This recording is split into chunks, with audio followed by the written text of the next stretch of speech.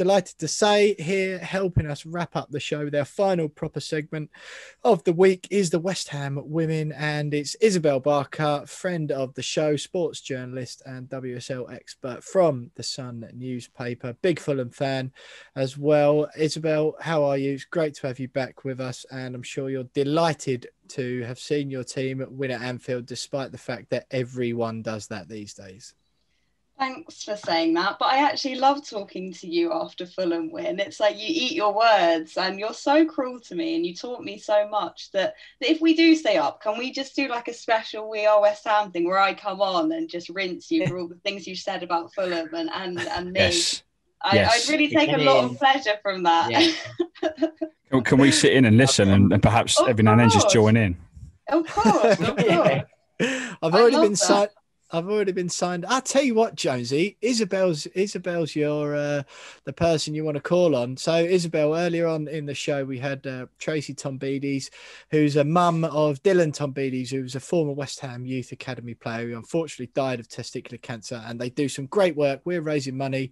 That's James's hat he's got on at the moment. DT38 is the foundation set up in Dylan's name after he died. And Tracy, later on this year, they're holding a white collar boxing event. And James has offered me up, saying, I'm sure there's plenty of people who'd want to get in the ring and punch 7 bells out of you. Me. Isabelle's the person, James. Yeah. There we go. If anyone, if anyone's going to get on the phone to be Eddie at the front of the queue. Yeah, exactly. Yeah, Isabelle. Yeah, get the Hearns involved. I think Tyson Fury fight might be off for me, but we can try and make it happen, Will, if you want. Big main event match. This is box office. Exactly, yeah. 15. Yeah, come on.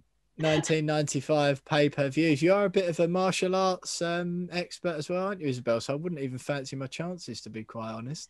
No, neither would I. I take a lot of pleasure from that too, as well as the special We Are West Ham thing where Fulham stay up, and I revel in that as well. And you get to kick 7 bells out of me. Well, anyway, look, we are here to talk about football. Obviously, well played to Fulham. But the West Ham women, they lost 2-0 at home to Chelsea on Sunday. Quite a predictable result. If anything, we were worried that they were going to get a bit more of a hiding. Goals from Sam Kerr and Beth England, who they assisted each other for both of those, very much in the Heung-min Son, Harry Kane mould right there. But they were both crosses from West Ham's left-hand side again. I said that on the podcast last week. Said so much of that this season with Mas Pacheco at left back, but not just her in the middle as well. The central defenders just seem to struggle with crosses. I don't know what it is from that side of the pitch, and both goals were exactly the same. Again, we've seen it so many times, and you know, if we're highlighting them watching the games, it's frustrating that Oli Harder doesn't seem to be able to do anything to stop that. But West Ham, to be quite honest, they didn't get a sniff. Courtney Brosnan in goal had a spectacular game. Massive props to her for some absolutely wonderful saves that kept the scoreline respectable. But for anyone at home who missed the game and just catching up on the highlights, one West Ham chance was shown, which was a Kenza Dali free kick. And it was, I used the word chance very loosely. It was a free kick that she just blazed over the bar from the edge of the box, and that was literally it. That was not the worst result, Isabelle. It was Bristol City winning. West Ham now, for the first time for a long time, we've been talking about the threat of relegation. They are bottom in that one single relegation place. It's not good, is it? No, but I think starting with the Chelsea game there, I think considering kind of the contrasting form of West Ham and Chelsea, it was a pretty good result actually for West Ham. You know, it wasn't a trademark Chelsea 8-0 or anything like that. And I feel like there were kind of glimmers of positivity to take. I felt like West Ham slightly looked a little bit more organised. The reaction time was better. They read situations a bit better. But the problem was they just dropped so deep. You know, against a team like Chelsea, you're just inviting so much pressure.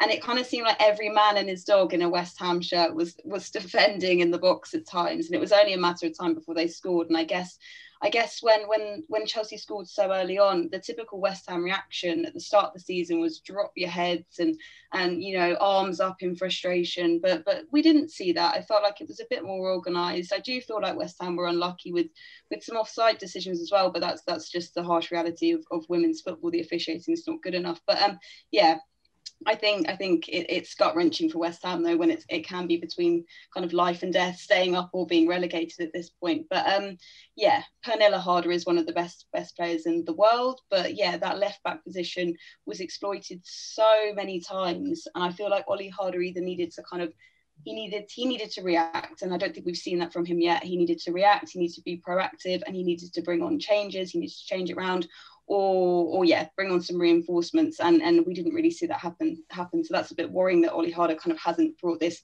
breath of fresh air and injected a bit of creativity into the starting lineup. Just worth noting before James butts in there. Sorry, James. The Maz Pacheco didn't start. I know I do, don't I? I'm so sorry. I'll say you next, and then I think of another good quick one to add on. I'm very sorry, mate. But Maz Pacheco didn't start at the weekend. Worth noting that. I've given her a bit of a hard time on the podcast earlier in the season, but she didn't start the weekend. It was a 5 at the back, Vetterline playing on the left of the 3 centre backs, and then Katarina Svitkova playing the left wing back. So just wanted to add that, James. Go ahead. I'm very, very sorry because I do that to you all the time. Thank you, mate. Isabelle, two new signings at the club.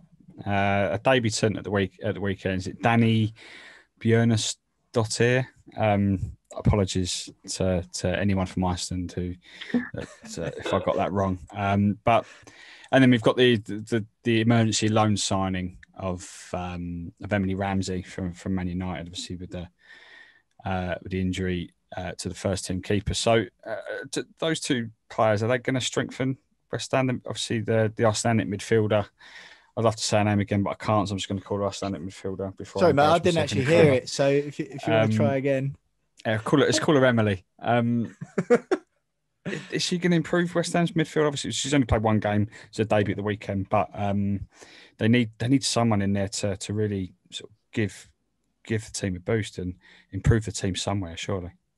Yeah, no disrespect to the two new signings, but with the outgoings that the club had with Alicia Lehmann and Cho, two really, really key cogs at West Ham Women, for them to go, it doesn't feel like they've really been replaced. And you have that with a lot of men's clubs, like, a big talismanic player leaves and they don't get replaced for years sometimes. And I feel like that's what's happened with West Ham. And that was that kind of Matt Beard effect. I think he was a real people person, and players left when he left. And I don't know too much about the new signings, but I feel like it's still a big hole that needs to be filled with those two going. So I guess we're yet to see, but it's nice to see that at least they are trying to be proactive and bring players in when they are at a crisis point, because fans would be really pissed off otherwise if no one was coming in at least.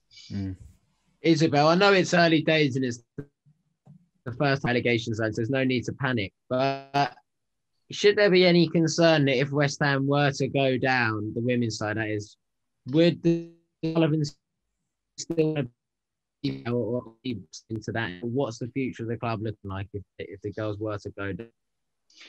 Tom, I just missed your last bit there. I don't know if it's my connection or is it? I think it was just saying that if West Ham were to go down, Isabelle, is Jack Sullivan obviously, but David Sullivan in ultimate charge. Would they be looking to sell the club at all? What would it look like if West Ham went down, do you think? Yeah, that's a really good question. I feel like, Jack Sullivan has made a lot of efforts in recruitment in the past 2 seasons, and he was heavily influenced by Matt. But I feel like Jack's still kind of naive and holding on to the FA Cup final. He keeps seeming to mention that whenever there's interviews with him, whenever he opens himself up to the media, and it's sort of like talking about West Ham's progress and the women. He always mentions that FA Cup final, but it's like you've got to look up now, got to move on, got to react. And I also think it'll be a massive, massive stain on the club if they do go down, because you're missing a trick if you're not investing in your women's side now. You're really missing a trick. There's such huge sponsorship in it now that you want to be part of the WSL. It's sponsored by Barclays. The World Cup was sponsored by Budweiser, I think.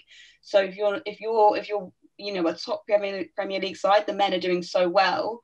And we had this with Liverpool last season. Liverpool men won the league. The women were relegated. you know, is it going to be I don't think West Ham are going to win the league, but I mean, you know, if they're if they're in Champions League spot and their women are being relegated into the Championship, what does that say about the club and its owners? I think that would be a huge stain, and it would be a lot of questions would be asked about the treatment of the women.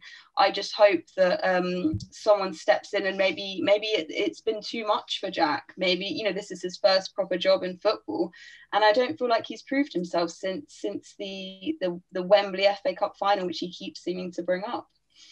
It's a peculiar one, but look, I mean, worth noting, West Ham are bottom of the league, but they have got a game in hand over Bristol City, just a point behind. Bristol's goal difference is absolutely atrocious as well, -41, I think, to West Ham's -18 in that sort of region. But so that in itself is a slight positive, but I think it certainly seems at the moment Bristol have been buoyed by the introduction of Matt Beard. It's one of those stories that people will say, oh, you couldn't have written it, but you really, really could have. As soon as Matt Beard left and took that job, you could just see the writing on the wall already. They've had that new manager boost where West Ham haven't.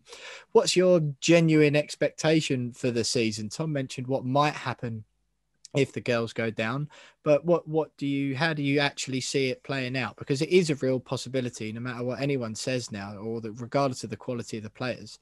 I agree that West Ham shouldn't be looking at relegation at all. It's certainly certainly wasn't what they were looking at the beginning of the season. But how do you actually foresee it playing out?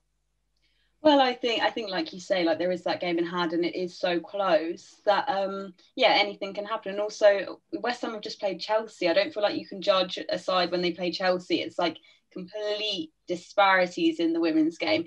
But they're playing Birmingham City, I believe, next, who are Wednesday the 17th. Yeah, they're struggling. They've been hit with a load of injuries. So that's a really good test. And I know it's that cliche, but it is a must win every game now. And I think with scrapping with the likes of Birmingham City, that will be the real kind of proof whether they can stay up. And I believe they can. I think I saw a lot of positives in terms of how organised they were, and the girls do seem happy under Oli. But I just feel, you know, you can't judge them on the previous result, and there's more games to go, and when they scrap with the teams that are around them, that will be the kind of true test, I guess.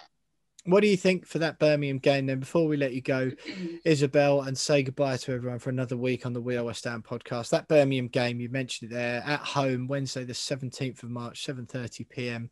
Kick off. Anyone who wants to catch that one, what do you think looking ahead to that game? Like you've said there, we've said must-win games so many times this season in this segment, and inevitably, when we've said that, they haven't won.